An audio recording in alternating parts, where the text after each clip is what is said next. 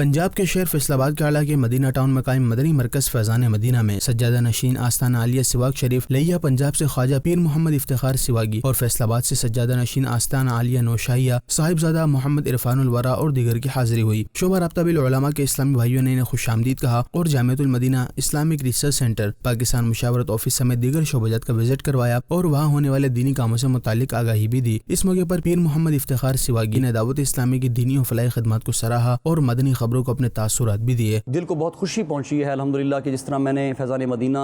کراچی کے اندر وزٹ کیا تھا اور ہر شعبہ جات دیکھے تھے تو دل کو بڑی خوشی ملی اور اطمینان ملا کہ یہ فیضان عطار اور رشیدہ اسلامی کا جو نظام ہے اللہ تعالیٰ اس کو مزید تقویت اور طاقت عطا کرے۔ اور آ کے یہاں پر بھی بہت خوشی ہوئی کہ بہت سارے شعبہ جات ایسے ہیں جو عام مدارس کے اندر اور اداروں کے اندر موجود نہیں ہیں، جہاں پر فیضان مدینہ کے اندر اس فیصل آباد کے اندر کام ہو رہا ہے، اور ایسا کام ہو رہا ہے جو شاید عام اداروں میں اس کا تصور بھی نہیں ہے۔ اور بالخصوص میں دعا کرتا ہوں کہ اللہ تعالیٰ